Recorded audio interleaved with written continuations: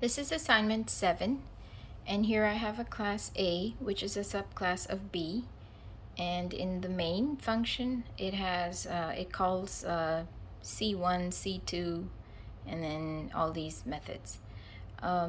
It has two of its own methods. One is a public static void B1 method, and this prints this, and it has a public void A2 method, a non-static method, which prints this, and it also calls B1 from class B. B1 is a method in class B, and it calls B1 its own method here, B1, which does something a little different here.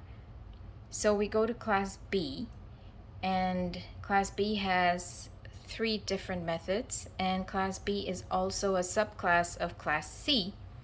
And class B, we have a public static void method B1, which prints this, and we have a protected void B2 method, which prints this. Just using protected void here so that just to see if A can access this. And then it has a private static void B3 method, which prints this. Here, class C has 2 different methods, and one is C1 and one is C2. And this is what each prints this. C2 is a protected static void method, and C1 is a public static void method.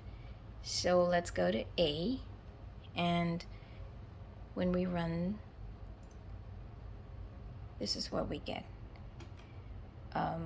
When it called C1, C1 was called from class C, which A inherited through class B, and this is what it printed.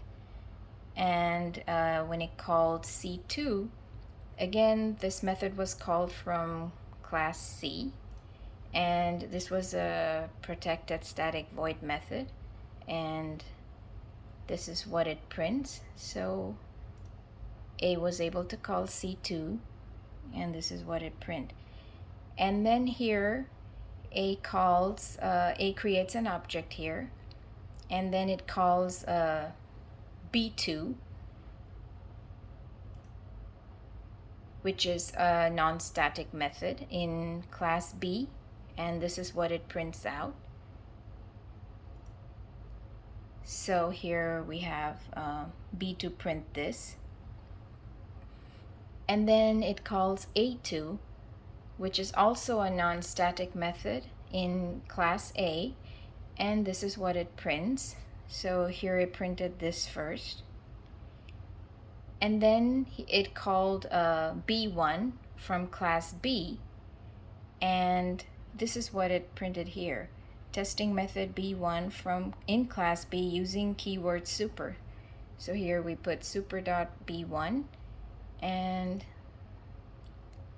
this is what B1 prints.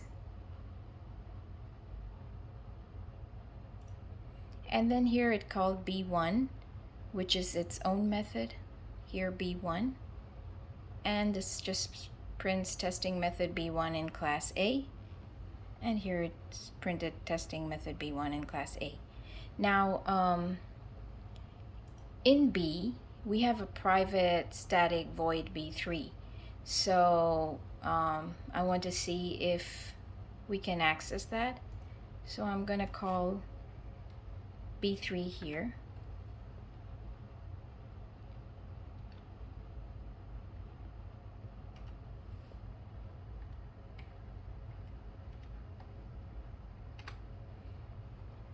and it shows that you cannot do that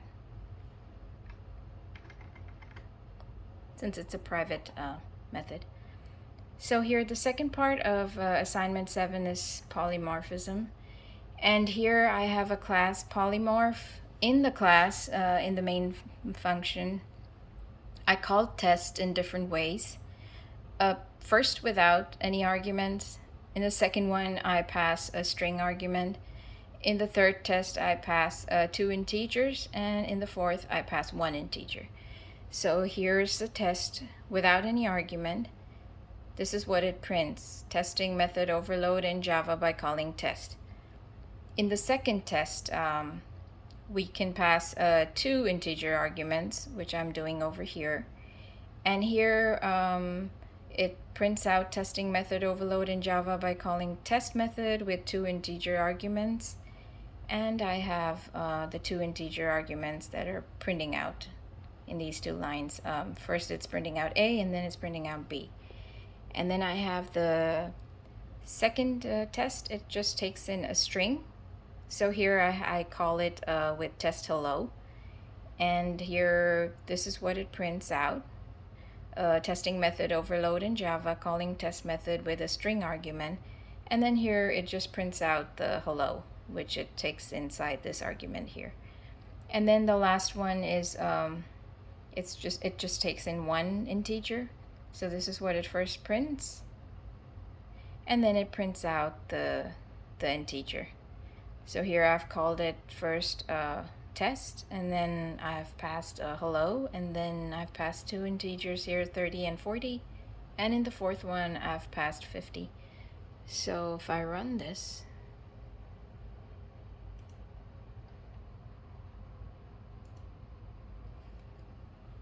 this is what I get.